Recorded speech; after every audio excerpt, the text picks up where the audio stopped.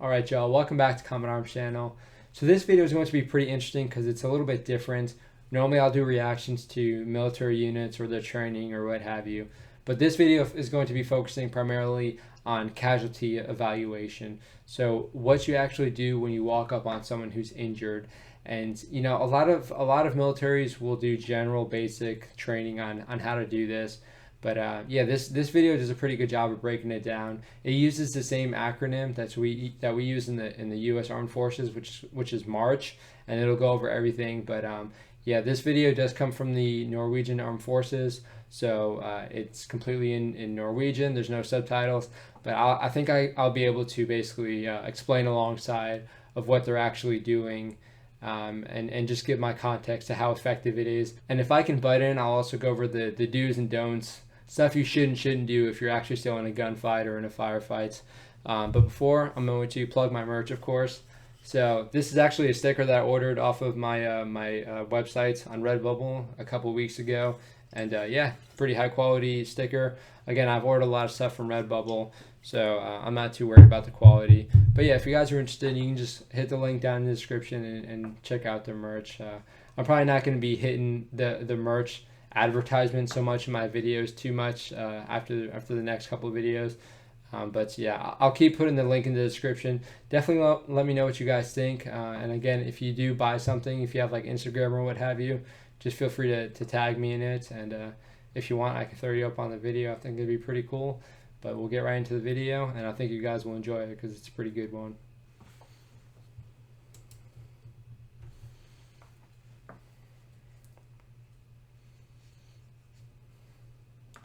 Again, I don't understand any of that. Gjennomfør en taktisk vurdering ved hjelp av huskeordet OSAT. Få oversikt inkluderer vurdering av skademekanikk. So it's a pretty good step-by-step video, though. Again, I'll add commentary when I can. Vurder den skaddes mentale status. Vurder da også behov for å avvæpne den skadde og skru av den skaddes samband. Vurder behov for å flytte den skadde. Okay, so this is starting from the Vurder sikkerheten for både deg selv og den skadde. Inkluderer behov for eget våpen. Også bruk av handsker for egenbeskyttelse. Does he have a sling on his weapon? How did he do that?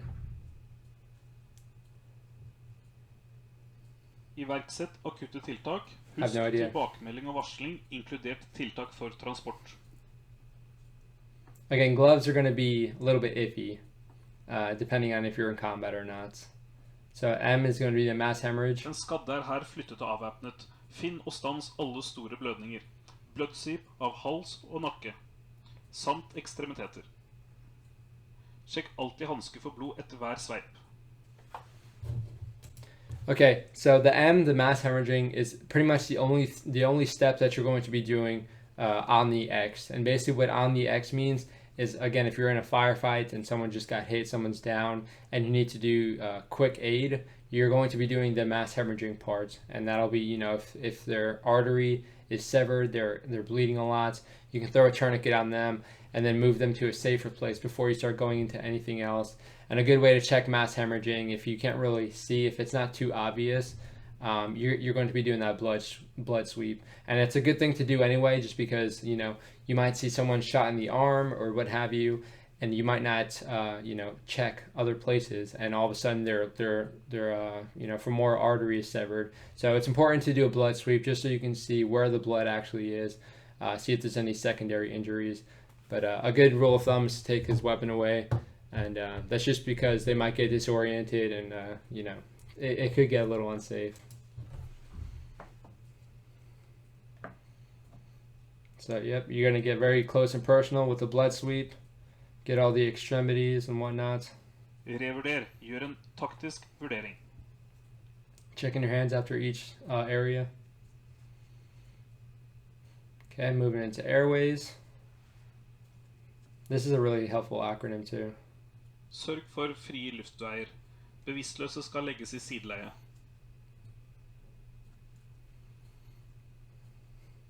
So airway is basically just going to be checking their airway, see if there's any obstruction or anything like that.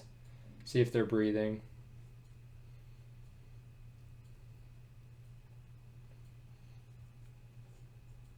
Se, inspiser munnhule.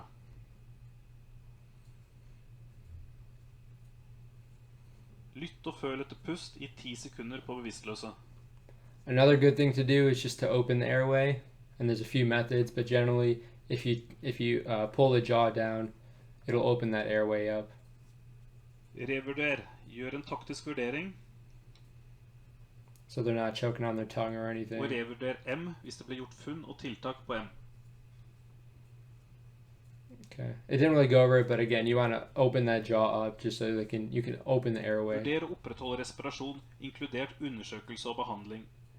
Vurder leiring for optimal respirasjon. Vurder om den skadde har et pusteproblem.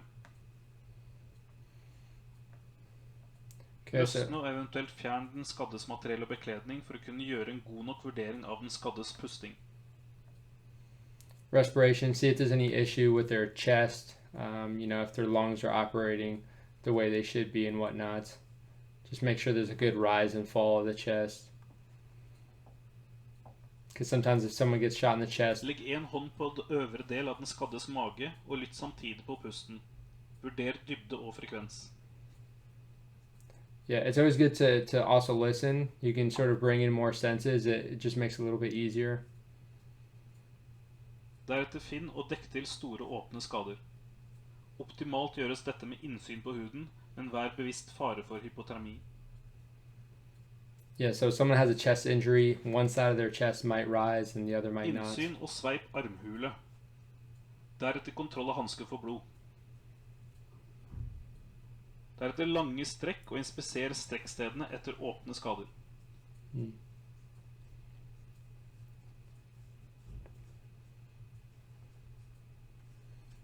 It's good he's doing a blood sweep because sometimes it might not show over the body armor. Again, you wouldn't necessarily be doing this in a firefight. This is normally after you move them to cover or what have you.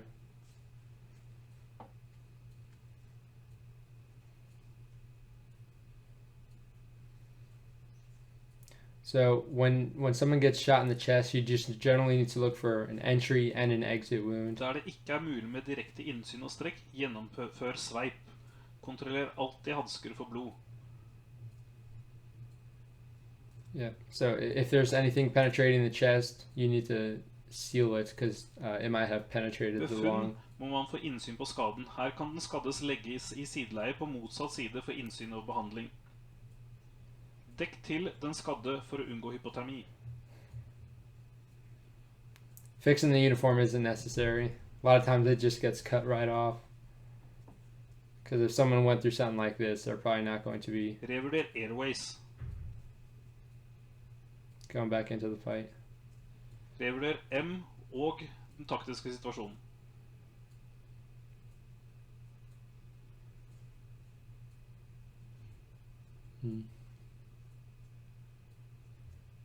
Okay, now circulation, that's going to be mainly talking about your Vurder pulse. sirkulasjonen. Vurder dette ut ifra skademekanikk, om dette kan medføre blødningssjokk. Deretter avdekk behandle skader som truer sirkulasjonen. Inspiser hals, nakke og skuldre. Okay, so real quick, going over airway respiration again. They're doing it pretty monotonous here, but it can be something that's very quick. Again, if you find them, if they're on their back, it makes it a little bit easier.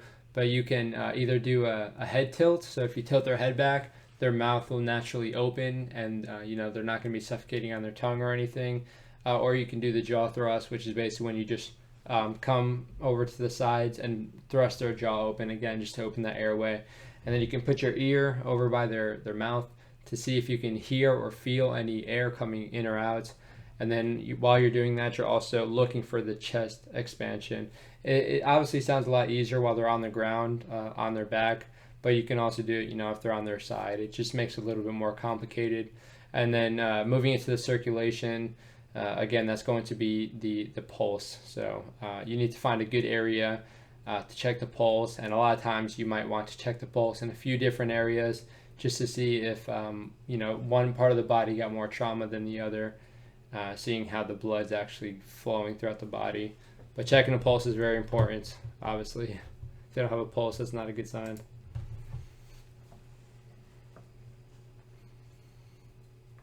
Sveip i kombinasjon med visuelt innsyn. Der det ikke er mulig med visuelt innsyn, gjennomfør sveip. Husk da spesielt å kontrollere hansker for blod etterpå. Okay, looks like he's doing another blood sweep. Inspiser ekstremiteter etter blødninger og brudd i store bein.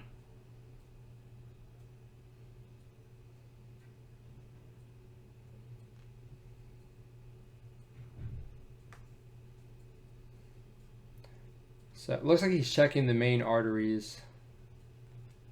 Because, yeah, it looks like that's what he's doing right now. I'm not entirely sure though. I've never seen anyone check the arteries specifically for like a blood sweep or what have you. It's kind of interesting though.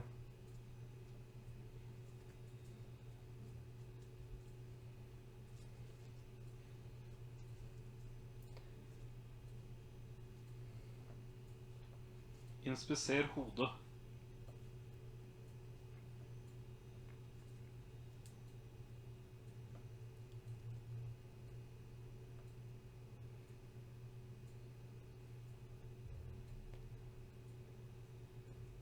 Okay, so if you can take the helmet off, that's solid. But if you suspect they might have a neck injury, might not be a good idea. Just something to keep in mind.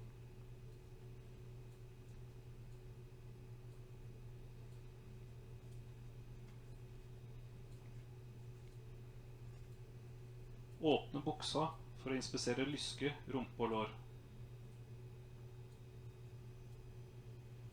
Yeah, again, it's going to get very personal, but when stuff like that happens, you know, the sensitivity and the personal space just needs to go out the window.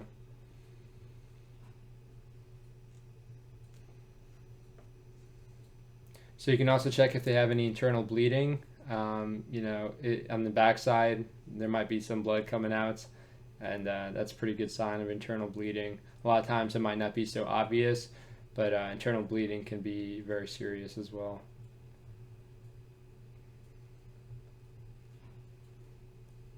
Inspiser videre bein fra fotenden. Kontroller også etter skade på støvel om det er blod i støvelkanten. Støvel beholdes på dersom den er hel og ingen blodfunn i støvelkant. Vurder om det er brudd i store bein. Yeah, so there's a few places your artery can get severed pretty easily. Mainly your inner arm, inner thigh, your neck, possibly your hips and your knee area as well. But yeah. Forebygg hypotermi.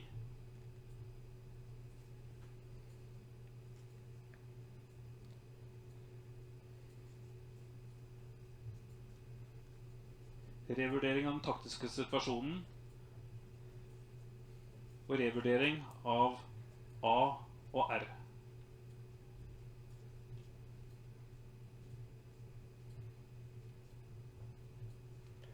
Now, there's a bunch of things you can check in addition to the MARCH acronym. You know, for back injuries or internal bleeding and whatnot. So there's a bunch of stuff you can really go over. Hold den skadde varm. Benytt tilgjengelig materiell for å holde den skadde varm, som den skaddes egen bekledning, liggeunderlag, sovepose, tepper og lignende. So it says hypothermia, but a lot of people will add to this. It's always good to add. Generally, you're not going to be taking away certain checks, but hypothermia, you know, if someone's going through shock or what have you, it's going to be something you're going to need to treat, you know, with a blanket or what have you. You know, there's also a possibility of a heat injury, especially if someone was, you know, in a fire or, you know, they're burned or what have you. Their body's going to heat up a lot. So you can look at heat injuries. You can look specifically at head injuries to see if someone has a, you know, possible concussion or traumatic brain injury. You can then move into like the spine. So it's usually March, but then sometimes people will just add the E, which is everything else. So again, you can start looking at the spine. seeing if the spine has a weird shape to it, seeing if someone's pupils might be dilated or anything like that. Even someone having an erection could be a sign of them having a back injury. So there's a bunch of different things you can actually look in addition to all of this. But the march is good for like the general infantryman or basic infantryman. It's an easy thing to remember to easily evaluate a casualty, and it gets most of the serious stuff, the most life-threatening things out of the way as quick as possible.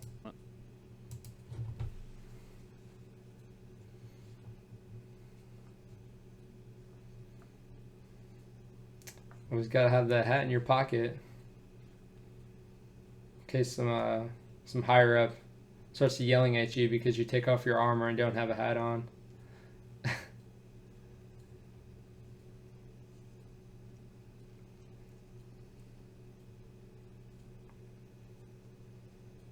Finn frem den skaddes feltskadelapp.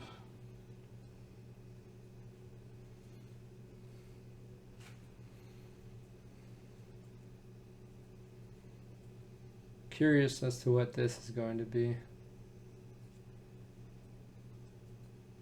Fyll ut nødvendig informasjon og brett til riktig prioritet. Okay, looks like a I casualty. dette tilfellet rød prioritet. Okay, so we have casualty cards that you'll fill out just so people coming onto the scene will have a better idea of injuries sustained and everything. I think that's what that was.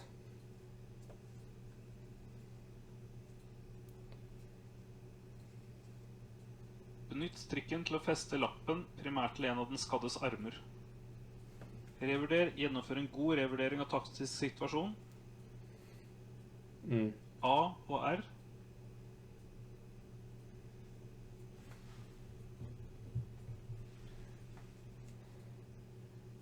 Og C og H. Okay, so it looks like it says priority urgent. So I guess you can also use those cards to, like in a marshalling area, if you're trying to triage certain casualties, you can use the cards a little bit easier so people know when they come on scene, okay, this is priority, this is urgent. So that's interesting. I haven't actually seen that before. But a lot of times when you have casualty cards and whatnot, you can get pretty lazy. The unit can get pretty lazy as far as checking those, making sure they're actually done properly. Unless you're actually deployed, then you're probably, it's going to be more serious. But for training, a lot of times it's a sort of pushed to the wayside. But yeah, this is a really awesome video. Again, it's kind of it's sketchy when you see like all these new soldiers, new Marines or what have you, who don't necessarily understand how to evaluate a casualty. They don't necessarily know how to treat, and they don't know the priorities. So mass hemorrhaging is going to be a big one. If someone loses too much blood, that's it. Airway, again, another big one. If they're not getting oxygen inside their body, into their brain, they're going to die. And then when we're talking about respiration, again, you're looking at the hearts, you're looking at the circulation. So yeah, there's a bunch of things that can kill a person, but you need to make sure you prioritize everything. And this acronym is really helpful for doing that. And it's very simple. When you have an acronym and someone can just go letter by letter, it makes it a lot easier for the person on the ground, especially in a stressful situation. So if y'all know of any other procedures that you would use differently for evaluating a casualty, definitely let me know and put that in the comments, because I'd be interested to see how other countries are doing it, if they're checking everything in the same order and everything. But yeah, if you guys like the video, definitely hit the like button and feel free to let me know what you think, and definitely consider subscribing. It really helps me out, and it only builds our awesome community. So yeah, that's it for this video. But again, I hope you guys enjoyed it, because it was cool to watch, and it's a very important thing that a lot of people might neglect. But yeah, that's it for this video. So I will see y'all in the next one.